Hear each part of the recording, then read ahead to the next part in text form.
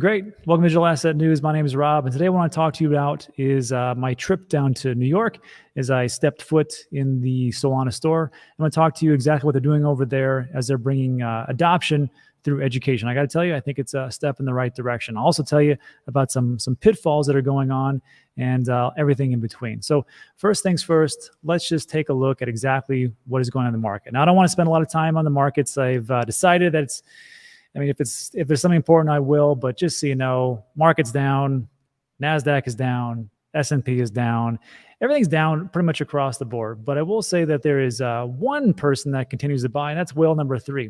Whale number 3. This is the old address. Links in the description. 1P5Z. You can find this on BitInfo charts. And around July 21st or so, they pretty much just transferred everything over. July 20th, somewhere in there. And now whale number 3, or wallet number 3, you want to call it, they, as you can see, have been doing just buying since around that June, July date period. And they have only sold on July 26th, 28th, but along this time, as it's been going down and down and down, the price of Bitcoin, they're buying up a pretty massive amount. 320 here on August 16th, 320, 548 August 19th, and so on and so forth. So this is not financial advice, but if I'm looking at these things, this is how people get rich. Money isn't made in the bull markets. It's made in the bear markets when no one wants to touch this because they're afraid of what's going on. And that's pretty much exactly how I made all my money in the last the last bear market. So that's what's going on in the markets itself. And then just as a refresher, don't forget that as one thing goes down, you want another part to go up. So if you're looking at housing or crypto or markets, you always want things to balance out. And that's why I talk about Masterworks. Just so you know, I've got 2. This is, of course, investing into fractionalized shares of fine art. I have a Banksy and a Basquiat. Again, these are shares. I don't own the whole thing. I'm not a multi-billionaire, but it works out pretty well. And then since October, since I bought both of those paintings, or more specifically the Basquiat, I'm up about 40%. And just so you know, year over year, or annualized returns, Masterworks has done, and actually has outperformed Russell, Nasdaq, S&P, and the crypto market. And year to date, they're up 15%. And why is that? It's because, like I've always talked about, rich people are crazy. They don't care how the market goes. They want to buy fine art. And this is Banksy. The original portrait was 1.4 million. And of course, after it shredded itself, that's 25.4 million. Why? Who knows? Because people love art. Also, just so you know that these are registered with the SEC, as these are securities. So you don't have to worry about all those problems. Here's all the documents. If you want to take a deep dive and the video and just sign up, there's a link in the description. Looks just like this, and you can have at it. Now, again, you don't have to use the affiliate link. That's fine. You can go right to Masterworks. But this is what I'm doing as far as diversification. All right. So that takes care of the markets itself. Now let's talk about the New York experience. And I honestly had no idea I was actually in this area. We're just walking around. Me and my wife and a couple of friends went to New York for the US Open. And we're just hanging around downtown. And I just looked at the side. I'm like, wow, holy S, this is the Solana store. I should probably step in there. And this is essentially what it looks like. Very nice. I mean, all the stores in New York are very nice. That right there, that's a gentleman that helped me. That is Cameron. And when I walked in the store, it's pretty funny. He goes, can I help you? I go, yeah, I'm just looking around. He goes, do you know what these things are? And I was like, yeah, I mean, I follow them. And he goes, yeah, I know who you are. And I was like, oh, shoot, maybe this is maybe he caught the videos of where I was bashing on Solana and how it has DDoS attacks and how it kind of comes down every so often. So I was like, yeah, that's me. So we're talking about it. Very nice guy, though. Cameron showed me around and what's going on. So here was the whole spiel about how this all works. So you walk into the store. He's like, this is Solana. And I asked him the question. I go, how do you deal with this? Because like for me, I mean, we know what's going on, but for the majority of people that come in, what happens? And he goes, yeah, it's very simple. They come in, they go, what is this? And we talk about what Solana is and what crypto is and Web3 versus Web2. And then it's just better to show everybody. So the first thing he did is he said, I'm just going to take you down the trip. Now, I didn't do the whole experience like how you would take a person down, because it took about 10 minutes and we were in a rush of time. But this is essentially what Cameron showed me. It was very simple. He goes, take your phone out, took my phone out. And he said, because there's some spotty reception, the first thing we're going to do is we're going to connect to the kiosk as far as the internet so you can have some good Wi-Fi. So I scanned the QR code, which is what a lot of people are used to these days because of coronavirus, as we would scan all the menus. So I scanned that, got into the store Wi-Fi. He goes, great. Now I want you to scan this code. And of course, that downloaded the Phantom wallet. Great. So again, you have to understand that what he's doing is he's taking people through the process so they understand, how this all works and why to do it and things like that. So great. So I have a Phantom wallet, which I didn't have on my phone for some reason. I actually just only had on my computer. And so he said, okay, here's what we're going to do. We're going to come over here. And the first thing we're going to do is we're going to make an NFT. And we're going to take a picture. And I'm going to send it to your wallet. And I'm like, all right, sounds good. So this is me and Cameron. And I took a picture. And then, of course, once this all went through, I was asking him, I go, hey, man, what's up with that phone that you guys are doing? Is that actually going to come through? And he goes, yeah, that's going to come through. I go, well, is it going to happen? He said, yeah, Q1 2023. And he said it like as if it was fact. I was like, okay, well, that's it. He goes, yeah, we're going to go through. It's on an Android device. It's going to cost about X amount of dollars. It didn't seem like an exorbitant amount. He said we'll have everything that'll go from Web 2 to Web 3, and it'll be a blockchain phone essentially. I go, great, and that's really going to happen? He goes, yeah, it's really going to happen.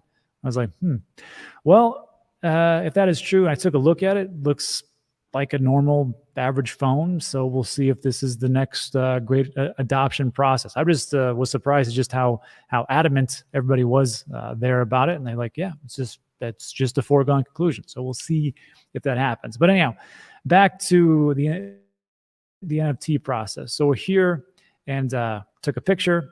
And what he did, he says, okay, now what I'm gonna do is I'm gonna send that to your Phantom wallet. And of course, bam, there it was. There's me and Cameron looking at nothing. And he walked me through the whole process. He goes, okay, so we're all about NFTs here. And there was 2 or 3 more different QR codes we could scan so we could get free NFTs. And along that way, he talked about if you want to buy anything in the store. And of course, as we minted these things, it didn't really cost anything at all. He goes, as we go to the store, you can actually purchase everything at 50% off for anything that's in real life. Like they had stickers and they had T-shirts and, just goofy merch like that. So that was essentially how it was, just going through the whole process. And I thought about it, and it was interesting to get people into that whole process of understanding what NFTs and minting them and realizing that it doesn't take, cost an arm and a leg if you're doing through Ethereum. And I was with my wife and a couple of friends, and I'm like, do you guys want to do this? They're like, why? Why would we want to do this? This doesn't make any sense to us. And I was going to bring him into Cameron, and I was like, yeah, that does make sense because, maybe they don't really get the whole process of what is going on. But then I remembered something. And this is, if we're taking a look at NFTs and why we need them, this kind of came up as I was going through this whole process, because there's going to be people like me who get into it. There's going to be people like friends of mine and my wife who are like, I don't understand. This makes no sense to me. But it really comes down to functionality. And this brings me back to my day when everybody went through the internet. They're like, why do I need email? Why do I can just pick up the phone, a landline, and I can call somebody and tell them exactly what's going on. Why would I need to send them an email? It doesn't make any sense to me. This was the real thought process. And it's the same thing, I think, with NFTs. Why would I need an NFT? This is just a goofy picture that is absolutely nothing. With Solana doing these things at the kiosk store itself, I thought it was interesting because now they can start to see just how easy an NFT is. And not just the goofy pictures. And they had DGen, Ape Academy all across the board. And we're talking about, and it was great. But first of all, it was cheap. Second of all, it was very fast. And then when I took a look at, if you think about what NFTs are, it's not just about these goofy GIFs or GIFs or whatever you want to call them. Really, if you take a look at NFTs, this is the whole process itself. These are the things that we're going to use in the future. And we're going to need a chain like a Solana, like a Cardano, like an Avalanche, like a Polkadot, like an Ethereum, if they ever, get the sharding and all that stuff and they can drop the fees. This is what we're going to be using these things for. Digital IDs, tickets, digital artwork we already have, proof of achievement and skills, pictures, profiles, domains and usernames, intellectual property, counterfeit protection, emails and messages, medical records, voting, memberships for digital assets, content rights, degrees, diplomas, legal documents, and I mean, everything you could think of as what we're going to need. So when I think about right now, like, what are we doing as NFTs? Like, I don't get it, honestly, as far as like the NFTs. And Cameron was telling me, he's like, well, you know, if you mint these NFTs here, then of course later down the road it'll give you access to further functionality and utility and all these things. And again, for a person looking down that way, I don't think it's gonna really sink in for everybody. But I think if you play it out like this in the future, we're going to need these NFTs to do a lot of different things. I think that's where the home run is in the education. And just by them having that physical store and walking through it and just having people just go, I'll answer your question. Here's what it is. Here's what it is. I think that's the route to adoption, which is just a bunch of education and explaining why this is the new thing. And that's just my thought process there. So there is that part. But then there was also this other thing in the back of my mind, which talks about, you know, Solana. And I know people are going to, of course, there's some people love Solana, some people love Cardano, and there's some people who love Ethereum, and they're going to say, well, Solana, you know, breaks down and there's slowdowns, and yes, that's true. And Ethereum is high transaction. Yes, that's also true. All these things are very true. However, when I was taking a look at them, like, what's perfect in the beginning?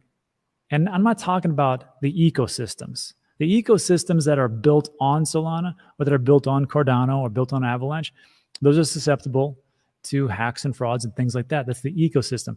It's the main chain. So if we're just talking about the main chain, not the ecosystem, we have to be fair about all that. So what I want to take a look at was, well, what's the cost and what's the transactions per second and all those things that people talk about. And there's a couple of different websites, explorer.solana.com. And you can see right here that if we take a look at transactions per second, you're looking at right now is today, 3,200.